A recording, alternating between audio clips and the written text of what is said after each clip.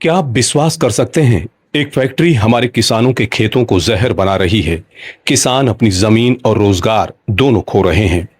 यह गंभीर मामला है चंद्रपुर जिले के उस गांव का। गांव के किसानों ने messrs Land Metal and Energy Limited के खिलाफ एक शिकायत दर्ज कराई है। उनका कहना है कि फैक्ट्री से निकलने वाले खतरनाक रसायन और अपशिष्ट सीधे नालों में बहाए जा रहे हैं।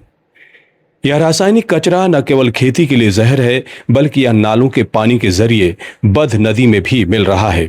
इससे फसलों को भारी नुकसान हुआ है। जमीन की उपजाऊ शक्ति कम हो गई है और पीने का पानी दूषित हो गया है।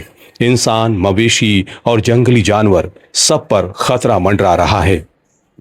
इसके ऊपर किसानों का आरोप है कि फैक्ट्री स्थानीय लोगों को नौकरी से निकाल रही है और उन्हें डराया जा रहा है। यह दोहरा झटका है, जमीन भी गई और रोजगार भी। निराश होकर किसानों ने 25 अगस्त 2026 को जिला कलेक्टर कार्यालय के सामने विरोध प्रदर्शन और सामूहिक आत्मदाह की चेतावनी दी है।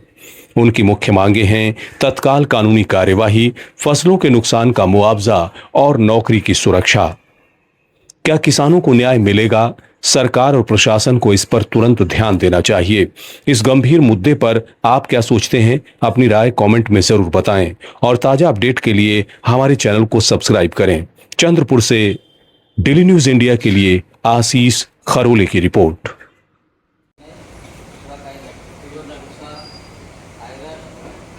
महाराष्ट्र प्रदूषण नियंत्रण मंडळ यांच्या कार्यालयाअंतर्गत लॉयश मेटल लोह खनिजा प्रकल्प घुग्गुस द्वारे घातक रासायनिक घाण कचरा, रासायनिक द्रव्य उसगाव या नाल्याद्वारे सोडत आहे।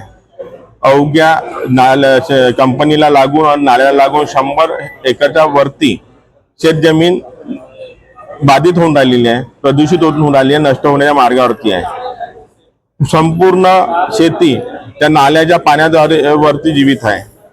वारंवार तक्रार देऊन सुद्धा जिल्हाधिकारी पंत मॅडम आणि प्रदूषण नियंत्रण महामंडळ प्रादेशिक अधिकारी तानाजी यादव, उपप्रादेशिक अधिकारी सुशील कुमार राठोड, नंदकुमार लोमटे यांनी पाहणी केली असूनही अहवाल प्रकल्पाद्वारे फेवरमध्ये त्यांनी देण्यात आलेला आहे। शास्त्रकार 25 ऑगस्ट 2026 रोजी मंगळवारला जिल्हाधिकारी कार्यालयासमोर 12 वाजता आत्मदान करणार आहे। न्याय नाही मिळाला तर आंदोलन पुन्हा तीव्र करू।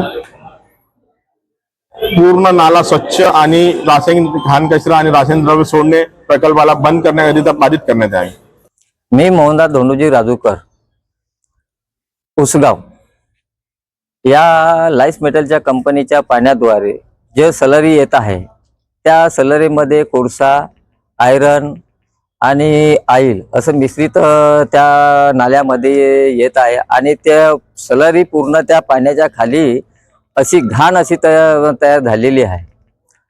तर या कंपनीला वारंवार आम्ही सांगत असता भारी का बा तुमच्या पाण्यामुळे आमचे असे नुकसान होत आहे, माझ्या शेतीचं नुकसान होत आहे, मला माझ्या शेतीसाठी संरक्षण भिंत बांधून द्या आणि माझ्या शेतीचं झालेले नुकसान ते भरपाई करून द्या असे सांगत असता भारी सुद्धा हे कंपनी कोणत्याही गोष्टीवर दुर्लक्ष करत आहे।